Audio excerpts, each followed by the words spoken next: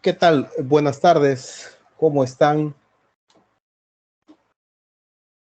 Vamos a escribir. De repente no se han percatado que ya ingresé.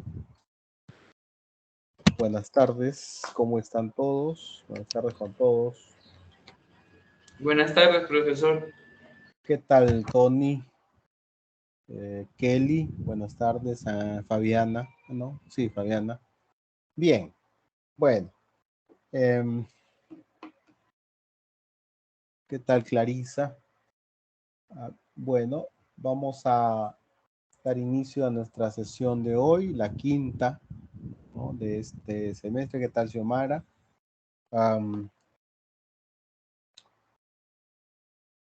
¿Qué tal? Buenas tardes con todos. Pamela, Isabel. Decía, vamos a trabajar entre hoy y mañana el tema de la nociología y la epistemología. ¿Ya? Esos dos temas vamos a trabajar entre hoy y mañana. Ya saben la dinámica, pero recuerden que ahora sí hay que participar, ¿no? Por lo menos, me refiero a participar trabajando la ficha de respuestas y haciendo una interacción para ir explicando las respuestas, pero eso es el día de mañana, ¿no? Y por otro lado, bueno, cuando ustedes ya saben, levantan la mano o escriben para poder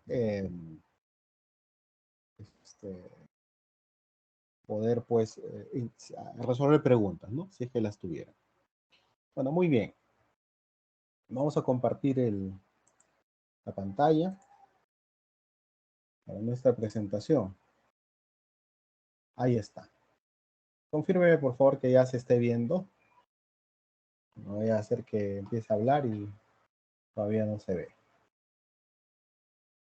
Por escriban o utilicen el micrófono. ¿Ya se está viendo? Ah, ya. Muy bien. Gracias, Kelly. Gracias. Muy bien.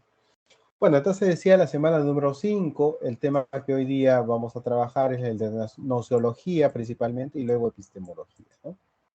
A ver, hagamos una introducción. Una vez más, estamos en el estudio de las llamadas disciplinas o subdisciplinas de la filosofía. Y en este caso, el día de hoy, vamos a revisar, pues, los que tienen que ver con el conocimiento en general por un lado y con el conocimiento en particular por otro. Es decir, el conocimiento general nos referimos a la nociología y el estudio filosófico de un conocimiento particular como es la ciencia, lo hace la epistemología, ¿no? Entonces, estamos en el tema del conocimiento, sí, pero distinguiéndolo, diferenciándolo, ¿no? Veamos entonces. Empezamos por la nociología, ¿no? Bueno, siempre el ingreso a su definición o en el ingreso a su definición nos puede ayudar el origen etimológico de la palabra, ¿no? Entonces, nociología proviene, como casi todo lo que estamos estudiando, de voces griegas, ¿no? En este caso, de dos voces griegas antiguas, el griego antiguo.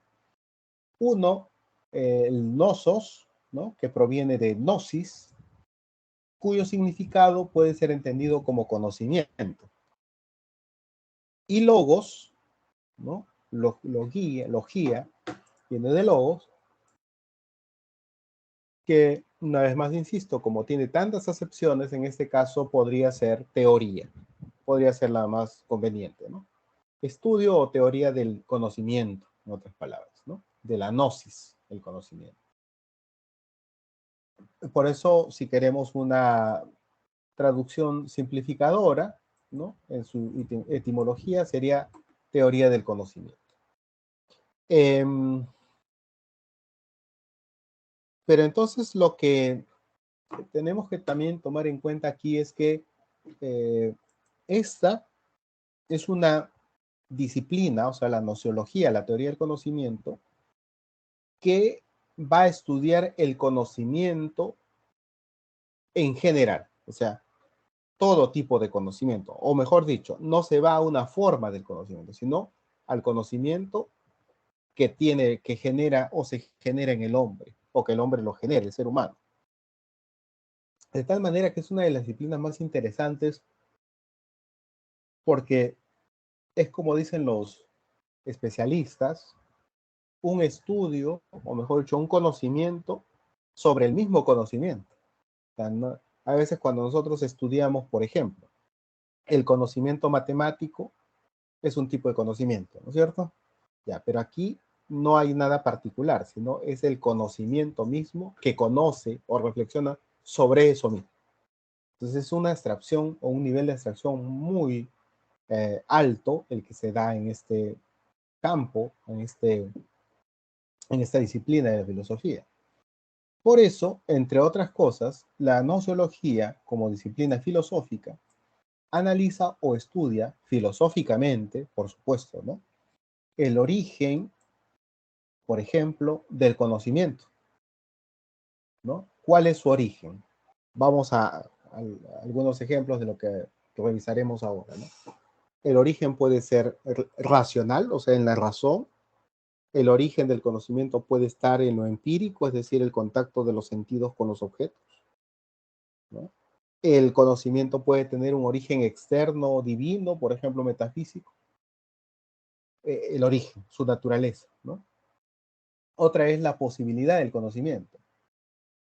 La posibilidad del conocimiento te dice, ¿podemos conocer realmente las cosas objetivamente?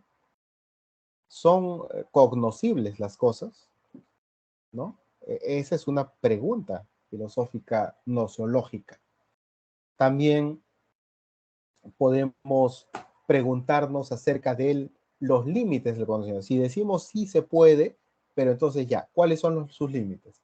No tiene límites, el conocimiento es ilimitado, o sea, el ser humano puede conocerlo todo, o es que hay límites, existen estancos donde el ser humano, ¿no es cierto?, puede hasta ahí nada más conocer. Entonces, frente a esas preguntas, la nociología se enfrenta, ¿no? Frente a esas preguntas. Ahí siguieron los saludos, María Gracia y Anet. Muy buenas tardes, ¿no? Entonces, tenemos en este primer resumen, etimológicamente, nociología es teoría del conocimiento, ¿no? Desde su significado etimológico, y desde la propia disciplina, podemos decir que es un análisis filosófico acerca del origen, la posibilidad y los límites del conocimiento. Y esas son algunas cosas que tenemos que ver ahora, ¿no? También debemos agregar que la nociología o la teoría del conocimiento, aquí en el chat voy a poner, teoría del conocimiento, está vinculado, ¿ya? O está vinculada a la teoría del conocimiento, ¿a qué cosa? A la verdad. Ahí he puesto, a la verdad, ¿ya? Porque lógicamente hay una concepción de la verdad, la dijimos anteriormente, sí, de manera simple, ¿no? El concepto de verdad como una descripción exacta del objeto, ¿no? O sea, una forma de entender la verdad es cuando la descripción del objeto es exactamente lo que se dice del objeto, ¿no? Usted puede decir, sí, profesor, pero eso es la verdad. No, pero hay otras formas también de, ¿no?, que se cree lo que es la verdad, ¿no? Pero en este caso, bueno, está vinculado el conocimiento a la verdad. Entonces, la verdad también es otro tema, así como el origen, como la posibilidad y los límites del conocimiento. La verdad también es un tema a abordar por la nociología. ¿Okay? Muy bien, a ver. Los problemas del conocimiento, ¿no? habíamos dicho primero el origen, ¿ya? Pero también habíamos dicho que es otro problema la posibilidad, su posibilidad. Entonces, dentro de la problemática de la nociología tenemos si es posible o no conocer la realidad. Y aquí en esta pregunta que parece tan sencilla, hay una serie de problemas a resolver, porque primero dice, ¿es posible conocer? Si nos detenemos ahí, ya hay una primera gran pregunta, ¿no? ¿Qué cosa es el conocimiento? ¿No? Ya tendríamos que definir qué cosa también es el conocimiento. ¿A qué nos referimos cuando hablamos de conocimiento? El conocimiento puede ser la imagen impregnada de un objeto en nuestra memoria, por ejemplo, en nuestra mente. El conocer, como decía Sócrates, es el de recordar, ¿no? El conocer es o está vinculado, por ejemplo, a la vida virtuosa, como decía Aristóteles. Entonces, ya ahí, decir qué cosa es conocer nos trae un problema. Y segundo, ¿no? Si es posible eso, que no sabemos qué es, ¿no es cierto? O no hay una única respuesta en todo caso. Además, la realidad. Pero ¿qué cosa es la realidad? ¿No es cierto? Para Platón, la realidad, recuerdan, era el mundo de las ideas. Para el cristianismo, la realidad es la del paraíso, donde habita Dios, ¿no? No la del mundo. Por ejemplo, en la versión de Agustín de Hipona. Lo vimos la última clase, ¿no? Eh, la realidad para un naturalista es la naturaleza, simplemente lo que podemos ver con los sentidos. Ahí se agotará la realidad, ¿no? ¿Qué cosa es la realidad? O también la relatividad de la realidad, por ejemplo, en lo social. Seguimos poniendo ejemplos de nuestra realidad social, ¿no? Para un grupo de personas en el país, los manifestantes son delincuentes, por ejemplo, ¿cierto? Ya. Para otro grupo de personas en el país, este, el gobierno, ¿no? Son los delincuentes, la gente del gobierno y de la prensa, de los medios de comunicación. Son los que delinquen, ¿no? Entonces, o como decía José Martí, me parece, algún prócer de América, de la independencia, ¿no? De América, decía, ¿no? Sobre Estados Unidos, ¿no? Cuando un soldado norteamericano va, en el contexto de los años 50 del siglo pasado, ¿no? Cuando todavía había colonias en África, ¿no?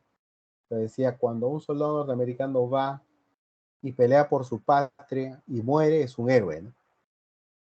Pero cuando un africano, por ejemplo, ¿no? Un argelino, quiere de la independencia y se rebela contra Francia, contra su opresor colonial, es un criminal, ¿no?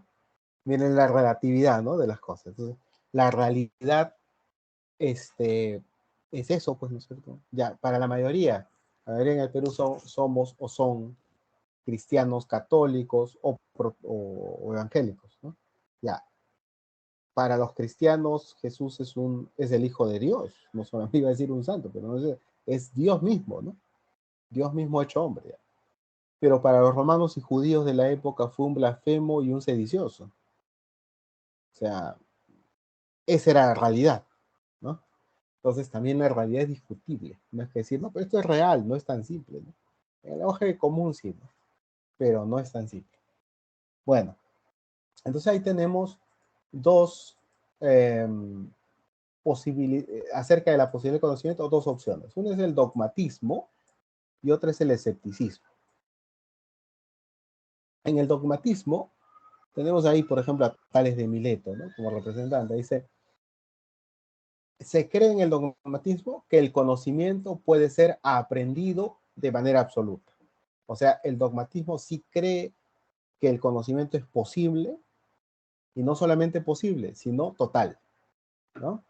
Se puede conocer todo lo que nos propongamos conocer. El ser humano tiene facultades, tiene componentes que hacen que sea capaz, ¿no es cierto?, de este, de percibir y de concebir todas las cosas, la realidad verdadera y el conocimiento verdadero. Ese es el dogmatismo, ¿no? Hay plena confianza por eso en las facultades del ser humano para lograr conocer. De ahí no hay nada que... Solo es cuestión de tiempo en todo caso, ¿no?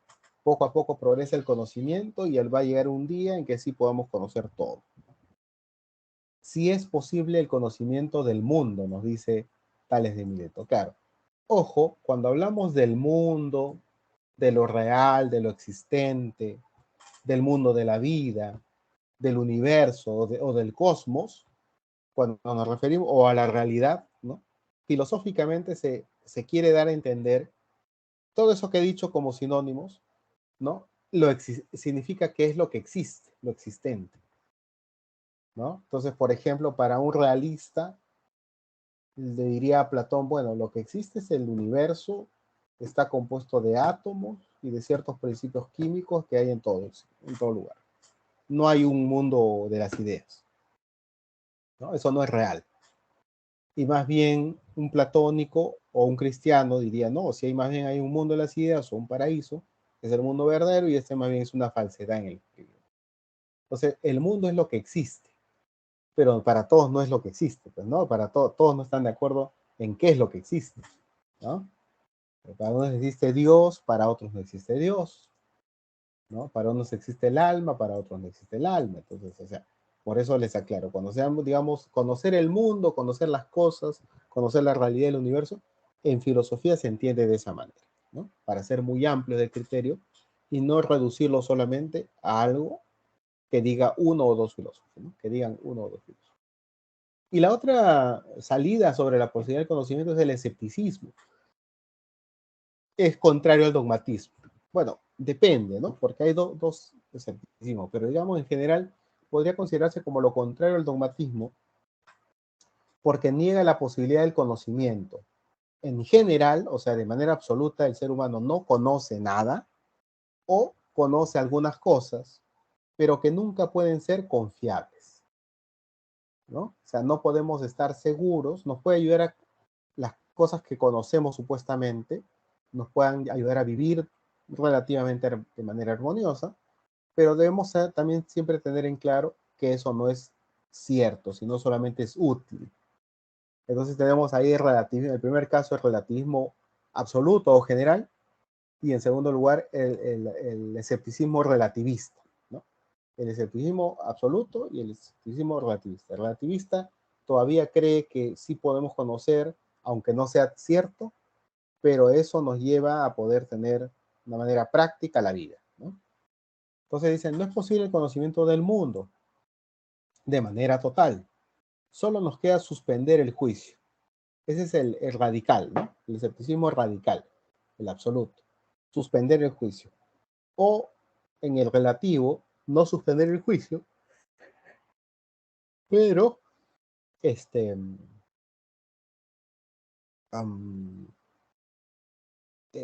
no suspender el juicio, pero los juicios que podemos hacer acerca del conocimiento, sabiendo que no son verdaderos, no son útiles, ¿no? Hay que hacer la epogé. Bueno, esa ya es una cuestión más compleja griega, ¿no? La epogé. Ok, y tenemos allá a Pirrón de Elis, por ejemplo, como uno de los representantes. Bien, a ver, vamos a ver. Y ahí sigue. Y la tercera posición sobre la posibilidad del conocimiento es el famoso ya para nosotros conocido criticismo, ¿no? El llamado criticismo. ¿De quién era? De Immanuel Kant, ¿no? A ver, entre racionalismo y empirismo, ahora vamos a ver eso, ¿no? En medio está el criticismo. Entonces, ¿qué va a decir el criticismo? Va a decir, sí se puede conocer y lo que se conoce, lo que sí se puede conocer y lo que se conoce no es lo que nos conviene, como diría un escéptico relativista, pero tampoco es un absoluto. Lo que se conoce de las cosas es ¿a dónde está? El fenómeno. El fenómeno. Nunca el nómeno. ¿Qué quiere decir? El ser humano sí conoce el fenómeno, o sea, cómo se presenta el ser de las cosas. Por ejemplo, aquí una manzana. Sí lo conoces, pero la esencia misma de la manzana, del fenómeno, es incognoscible para el ser humano. Con el conocimiento fenoménico, el ser humano puede vivir, no pragmáticamente, como diría un escéptico relativista, sino es verdadero. O sea, el fenómeno es verdadero, pero hay más, algo que nunca va a poder conocer, el nómeno. Iba a decir que hay condiciones a priori que permiten ordenar los datos sensibles. ¿Qué quiere decir eso? Condiciones a priori. Lo a priori significa que está antes de la experiencia. Tú conoces algo antes de ser experimentado. Algo antes de experimentar. Por ejemplo, vamos a suponer, ¿ya? El criticismo kantiano diría, tú sabes que el fuego quema antes de quemarte. Es una idea a priori, sin necesidad de recurrir a la experiencia. Pero hay ideas que surgen a posteriori. O sea, que tienes que tener contacto con la, ¿no? Por ejemplo, el sabor de la manzana. Solo cuando la pruebas sabes qué es una manzana, ¿no? Es esa posterior. Entonces dice, condiciones a priori que permiten ordenar los datos sensibles. Porque para el criticismo hay dos fuentes del conocimiento. La primera fuente es el empirismo, es decir, aquella forma de conocimiento por la cual los objetos o la realidad es aprendida por el sujeto a partir de los sentidos, el tacto, el olfato, ¿no? Etcétera, etcétera, ¿ya? Lo sensitivo, ¿no? Y la otra fuente del conocimiento para el criticismo es la razón, ideas innatas, a priori, ¿no? A priori y a posteriori. Entonces dice, condiciones a priori que permiten, o sea, y tenemos ideas a priori que permiten ordenar los datos sensibles que sacan de la experiencia de los seres humanos y entonces podemos formular lo que es el fenómeno, ¿no? Es posible conocer el fenómeno, pero no el nómeno. A ver, vamos a ver si quedó claro. ¿Quedó claro esto del criticismo o hay preguntas? A ver, nos detenemos un momento. Dígame, chicos, ¿ah? Sí, chicos y señoritas, dígame si quedó claro. ¿Mm?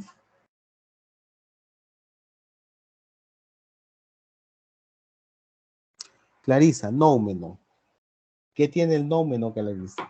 Ah, ¿quisieras que lo explique nuevamente el nómeno? Porque tú me pones el nómeno. Ah, claro, ya, muy bien. Sí, muy bien. Para el criticismo kantiano, como les digo, que es la fusión del empirismo con el racionalismo, de alguna manera, ¿no? El ser humano va a conocer, sí, pero los fenómenos, es decir, los objetos que se presentan a través de los sentidos, ¿no es cierto? Pero también además tiene ideas a priori, o sea, que no provienen de los sentidos, sino ya las tiene, ¿no? Ya las tiene de por sí. Y eso es lo que puede conocer. Y eso es lo que necesita conocer para vivir en el mundo, para acontecer en el mundo. Pero, si bien puede conocer el fenómeno y eso le debe bastar al ser humano, existe el nómeno. El nómeno, digamos, es una especie de misterio que le da la esencialidad a las cosas, le da esencia a las cosas, ¿no? Entonces, hay una esencia de lo que es manzana, porque fenoménicamente tú vas a decir, sí, pues manzana es una fruta, por ejemplo, ¿no? Una fruta de color rojo o verde, ¿no? Que tiene un tamaño generalmente de tal manera, y además nace de semillas, por ejemplo, ¿no? Estás describiendo. Ya, pero lo que a la manzana en concreto, que el fenómeno te dice qué cosa es, el nómeno le da sentido, ¿ya? Un poco así como a Aristóteles, recuerdan las causas, ¿no? El nómeno hace que esto sea una manzana, no lo hace el fenómeno. El nómeno tiene la esencia de la manzanilidad, digamos. Así como en el ser humano también, como en los animales, en cada cosa, ¿no? El nómeno es como el ser verdadero que le da la esencialidad a todas las cosas y por eso las cosas son como son. Pero ¿podremos conocerlas auténticamente? No, dice Kant. Solo el fenómeno, solo sus características externas, solo sus características posibles de ser conocidas por el ser humano. ¿Ok? Eso podemos señalar acerca del nómeno clarisas. No sé si quedó un poquito más claro. Es lógicamente metafísico, ¿no? Es algo bastante abstracto. ¿Ok? Bien, muy bien. Ahora avanzamos un poquito más. Y entonces vamos a ir al primer problema, ¿recuerdan? Porque dijimos origen o naturaleza, posibilidad y límites, ¿no? Ya, aquí estamos en el origen del conocimiento. Entonces vamos a hacer un retroceso, un pasito para atrás para entender, y ahora seguramente va a quedar más claro todavía el problema de la posibilidad cuando veamos el origen.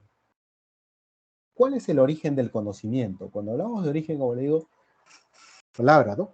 ¿De dónde se origina? O sea, ¿cuál es la fuente, ¿no? De dónde emana el conocimiento. ¿Cuál será la fuente? ¿De dónde surge? ¿No? Esa es la pregunta sobre el origen del conocimiento, ¿no? A ver, permítanme un segundo. Ya.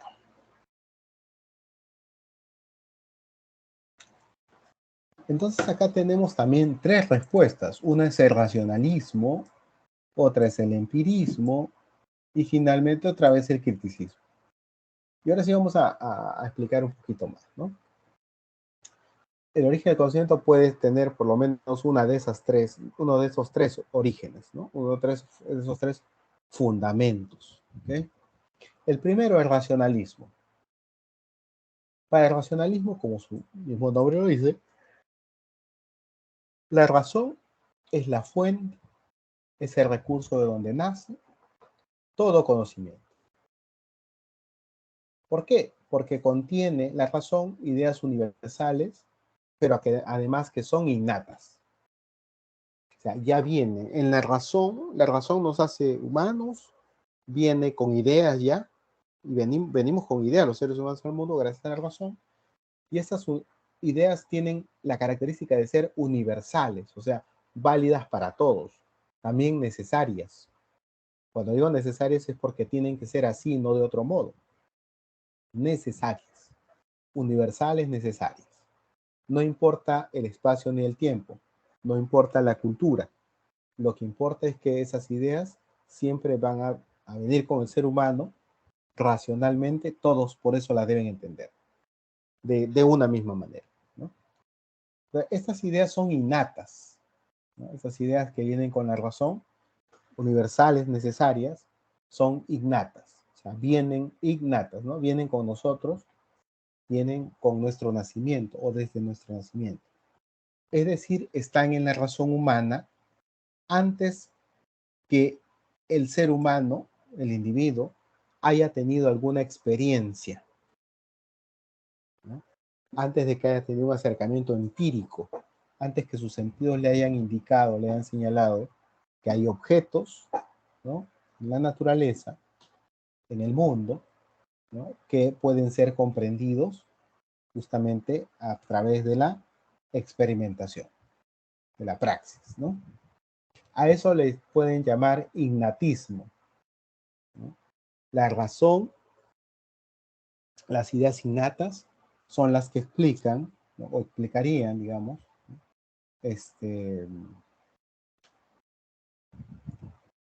el origen del conocimiento. O sea, entonces, lo que hacen los sentidos, porque a veces se equivocan, ¿no? Para Descartes se equivocan, pero lo que hacen los sentidos es primero aproximarnos a ciertas cosas que luego la razón va a ordenar, la razón le va a dar orden a las ideas que surgen de lo empírico y que están ahí, pues, confundidas, ¿no? Muy bien. En segundo lugar, tenemos al empirismo, ¿no? Que es lo contrario al racionalismo, ¿no? Todas las ideas se originan del contacto de nuestros sentidos con la realidad, o sea, con los objetos. Nosotros somos sujetos, nos acercamos a los objetos a través de los sentidos. Esa información que llega, ¿no es cierto?, de los sentidos o desde los sentidos, produce que entremos en el conocimiento. John Locke ya decía, venimos con una tabula rasa, ¿no? O sea, nuestra mente en blanco, no es totalmente al contrario de Descartes, ¿no? Que sea ideas innatas, no viene en blanco. Y la experiencia con las cosas impregna de ideas nuestro cerebro, ¿no? Nuestra mente es una tabula rasa, o sea, una tabla en blanco, donde se va escribiendo la experiencia, ¿no? La experiencia. Entonces son escuelas que quieren dar origen al conocimiento contrarias. Ahora, lógicamente hay intensidades también, ¿no? O sea, no todo racionalismo solamente dice, sí, el racionalismo, la razón es la única fuente, ¿no? Y todo empirismo tampoco dice, lo empírico es la única fuente, ¿no?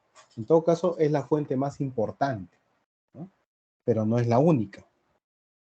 Eso hay que decirlo, ¿no?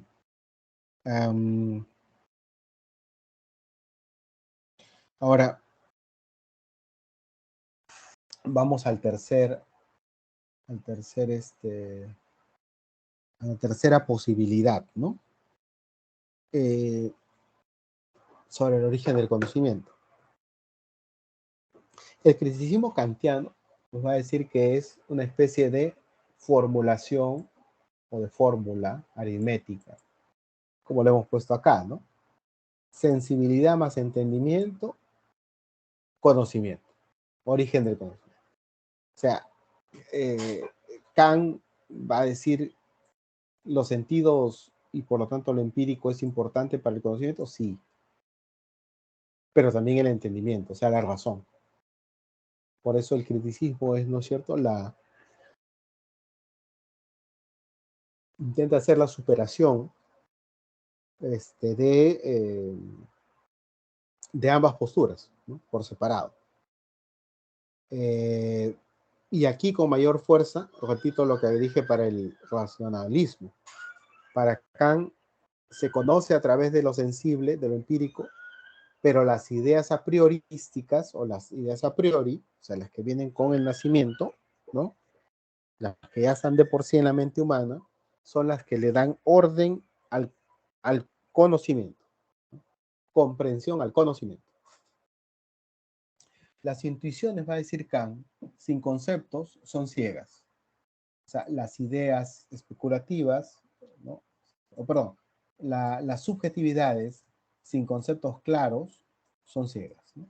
Los conceptos sin intuiciones son vacíos. O sea, concepto de intuición, concepto que viene pues en el lenguaje kantiano de lo que sería el entendimiento, y la intuición, que sería lo sensible, ¿no? Es en el lenguaje kantiano, hay que entenderlo de esa manera.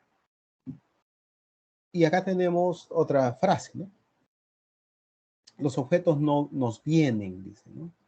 Pues dados mediante la sensibilidad, y ella es la única que nos muestra intuiciones, perdón. Solo la sensibilidad, o sea, el acercamiento empírico de los sujetos hacia los objetos a través de los sentidos, son la única que puede suministrar intuiciones, dice acá. Por medio del entendimiento, o sea, la razón, los objetos son en cambio pensados y de él proceden los conceptos. Entonces, si bien el origen del conocimiento para Kant valida tanto lo empírico como lo racional, le da una importancia mayor al racionalismo, ¿no? Ese es el criticismo. Finalmente son las ideas que están en la razón, no las que surgieron de lo empírico, las que van a ordenar y van a conceptualizar y ordenar toda esa realidad que estamos estudiando. Muy bien, a ver. ¿Alguna otra pregunta? Paramos aquí.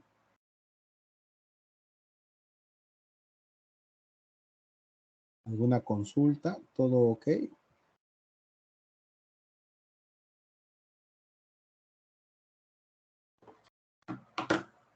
Sí, ya, entonces, bien. A ver, ya, Clarisa, muy bien. A ver, vamos a continuar, entonces. Y con eso damos cierre a la nociología, ¿no? Entonces hemos visto los dos grandes problemas nociológicos. Uno es el origen, que hemos visto al final, y también hemos hablado acerca de la posibilidad del conocimiento. Y antes de la posibilidad del conocimiento hemos tratado de definir etimológica y conceptualmente al conocimiento, o a la teoría del conocimiento, mejor dicho. Muy bien, a ver.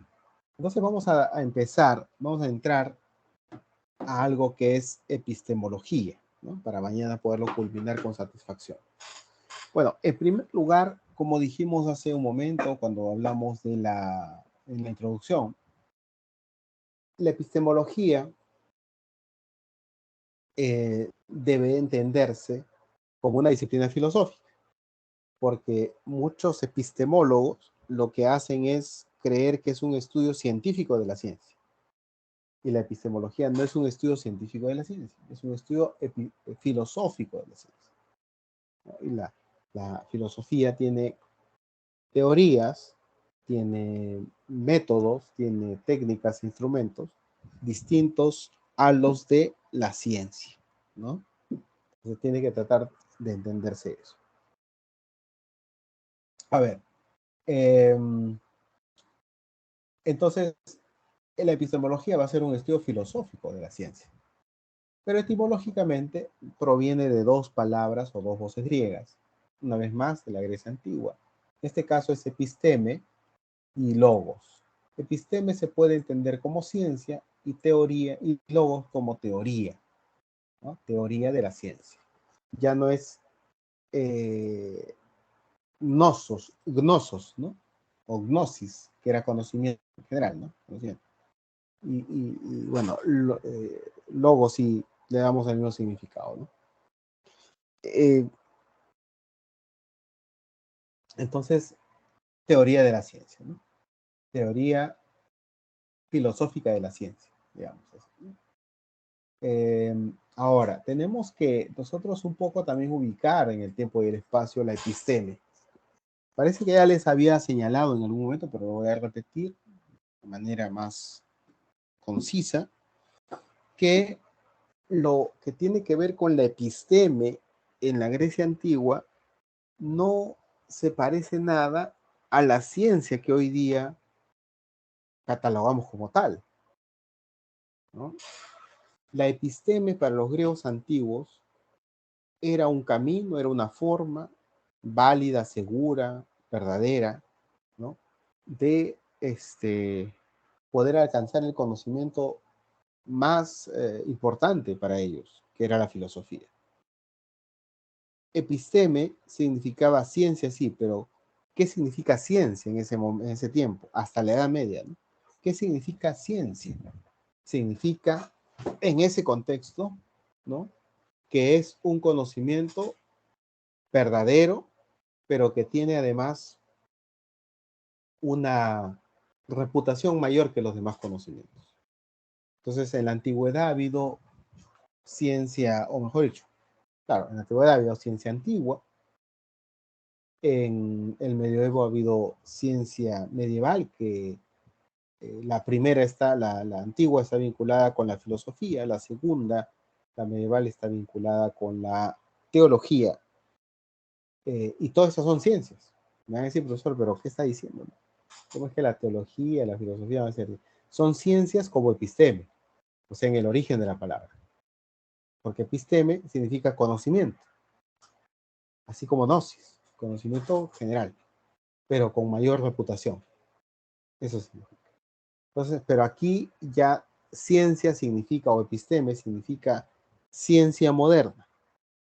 O sea, la ciencia que es observacional, experimental y predictiva, ¿no? A esa ciencia, la ciencia moderna, ¿no? Entonces, bueno, con esa aclaración podemos seguir diciendo que epistemología es la teoría de la ciencia, ¿no? Es una disciplina, dice, filosófica que estudia, por ejemplo, ¿no? ¿Cuáles son las problemáticas filosóficas que estudia la epistemología? Primero, la fundamentación de la ciencia. ¿Cuál es el origen, el fundamento, la causa de la ciencia? ¿Qué hace científica una teoría? ¿Cómo justificas, cómo fundamentas algo que es eh, ciencia, ¿no? ¿Cómo lo harás, ¿no? Tiene que tener ciertos parámetros. Los epistemólogos justamente han discutido sobre eso, ¿no? Para validar y decir, estas características que estamos señalando son científicas. Y hay otras que ya no son científicas, ¿no? O no serían científicas. Entonces, el fundamento de lo que hace algo científico. Esa es la, ¿no? Unos dicen la verificación, otros dirán que el fundamento de la ciencia está en la realidad, en el objeto que estudian. Otros dirán que el fundamento de la ciencia está en la no valoración, o sea, no debe ser subjetivo, la subjetividad debe quedar desplazada, ¿no? Etcétera. Hay varias formas. Ahora, también esta disciplina estudia la estructura de la ciencia, ¿no? Es decir, cómo esta está compuesta por el método científico, por ejemplo, ¿no? Por las teorías, por las leyes científicas. Esa es la estructura, todo el cuerpo o el corpus científico, ¿no? Que identifica a este conocimiento especial que es la ciencia. También, por lo tanto, estudia las teorías científicas. Las teorías científicas, ¿no? Son útiles para poder contrastar la hipótesis, ¿no? Cuando se hace ya el análisis de la información obtenida por los investigadores o por el investigador, lo que tiene que hacer en esa etapa de análisis el investigador es comprobar, corroborar o negar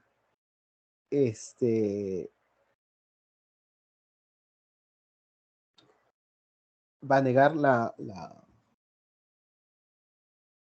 bueno, ahí me distraje un ratito.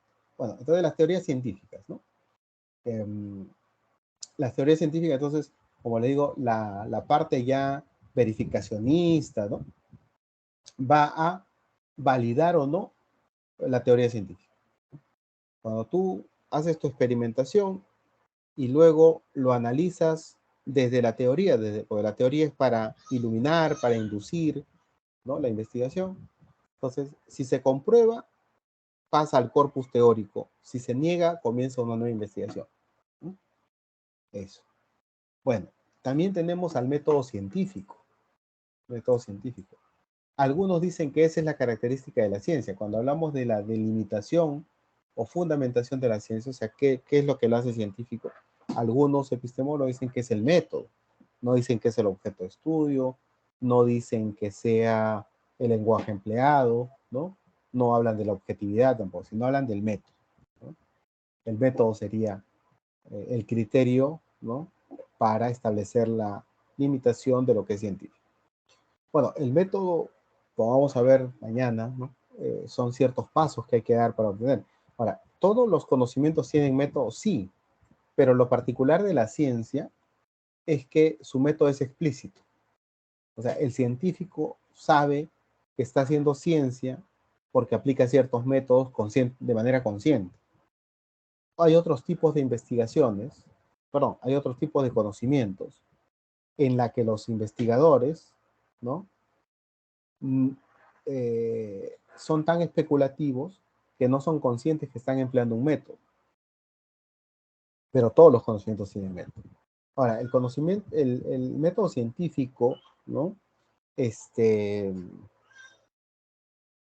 Tiene tres grandes partes, ¿no? También vamos a ver de manera más detallada mañana, ¿no? Pero ahora les digo, ¿no? Tiene tres grandes elementos ese método científico. Hace un momento lo señalé, ¿no?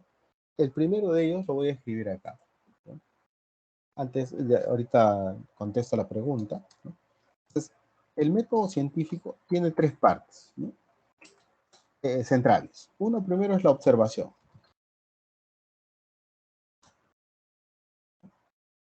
Observación. ¿Qué significa? ¿No es cierto? Mirar nada más, no. La observación significa acercarse a un objeto, a la realidad, a un objeto de la realidad, y problematizarlo. Y se problematiza, evidentemente, porque no hay una respuesta satisfactoria, ¿no? Entonces, la observación consiste en eso. Número dos, ¿no? Es la experimentación. Hay varias maneras de experimentar, ¿no? Experimentación empírica, la experimentación racional, la experimentación instrumental. Eh, esa experimentación puede servir para verificar o corroborar, o también puede servir para falsear, ¿no?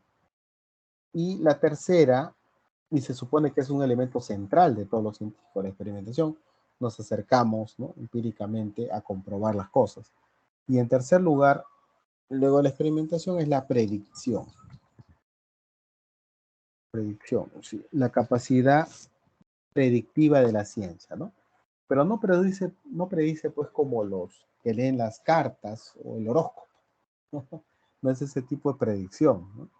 La predicción es que como ha observado, ha experimentado, va a decir, ah, ya, en este fenómeno, cada vez que acontece esto, tiene un comportamiento A, ¿no?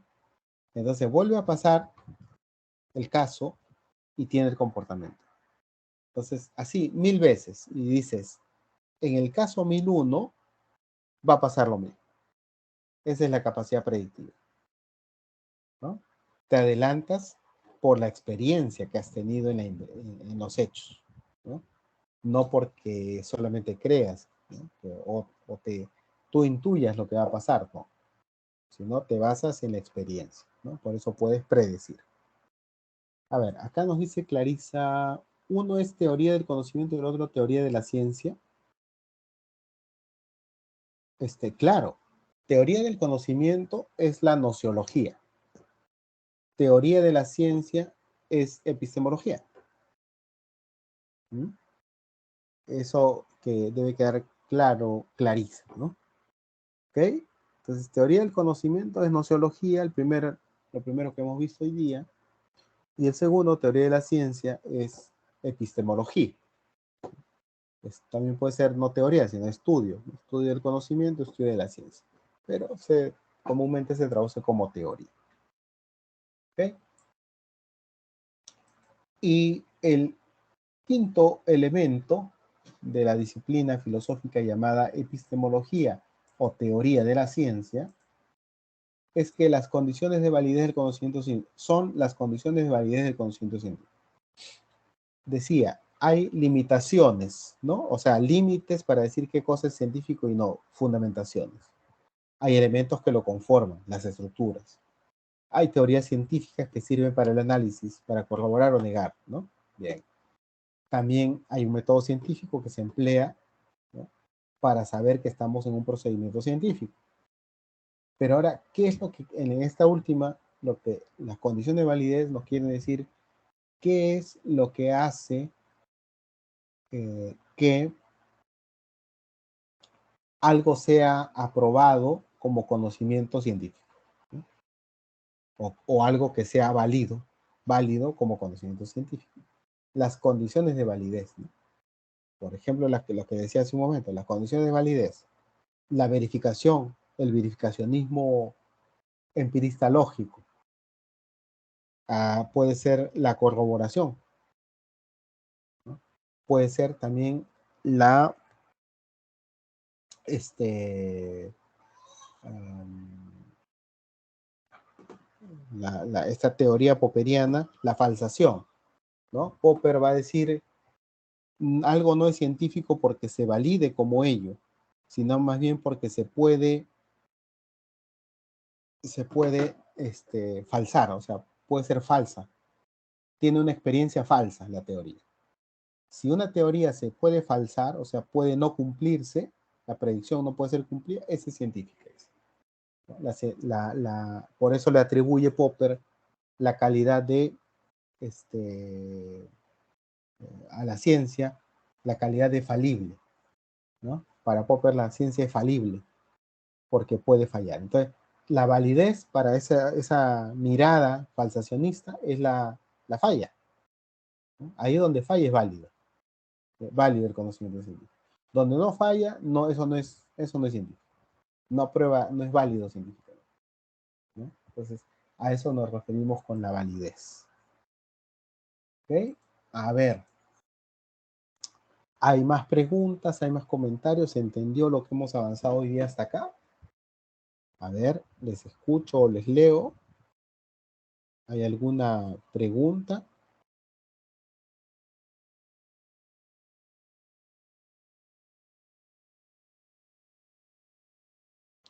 A ver, les voy a dar un momento.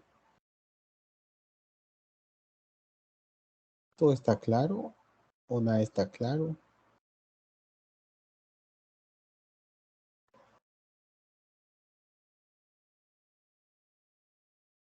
Muy bien, Marx, ¿verdad? Participa bastante, ¿no? Clarisa también. Muy bien. A ver, un segundito.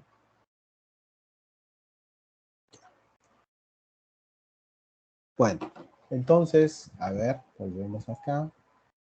Vamos a dejar aquí, pero vamos a hacer una síntesis en estos minutos que nos quedan de lo que hemos visto hoy día, ¿ya? Un repaso.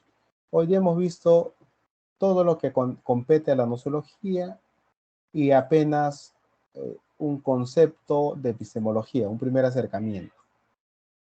Sobre la nosología habíamos dicho que proviene etimológicamente de dos palabras griegas, gnosis o gnosos, ¿no? Que significa conocimiento en general, y logos, que significa en este caso teoría. Entonces, podemos comprenderlo como teoría del conocimiento, es decir, el estudio acerca del conocimiento.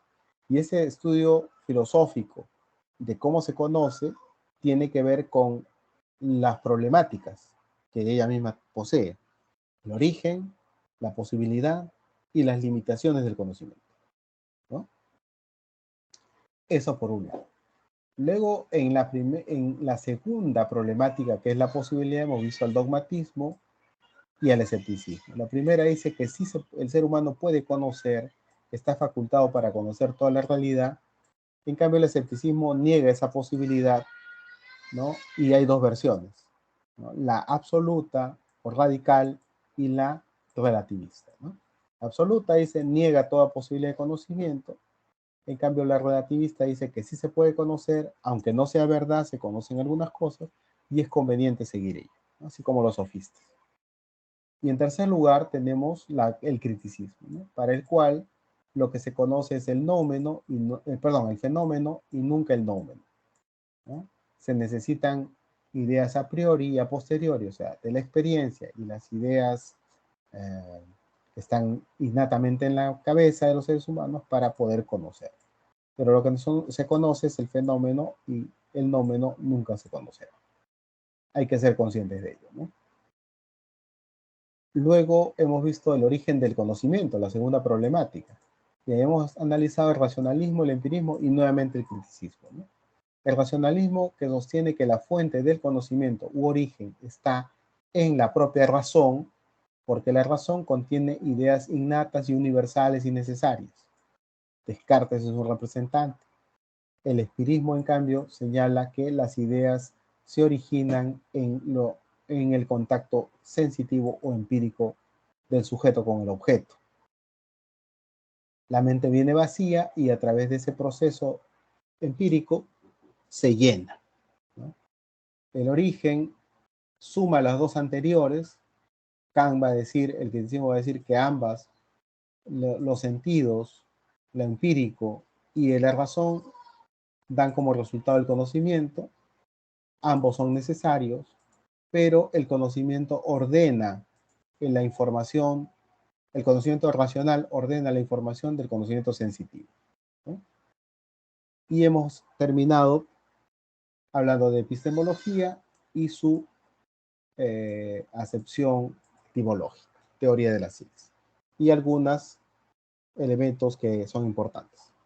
Bueno, y con esto hemos terminado la clase de hoy. A ver, Daniel dice el cambio de paradigma de Thomas Kuhn. Mañana vamos a ver eso, Daniel. ¿Ya? Mañana vamos a ver. ¿Ok? Vamos a ver Popper, Kuhn. Algunas cositas, ¿no? Ya, muy bien. Listo. Que tengan un buen día de lo que resta.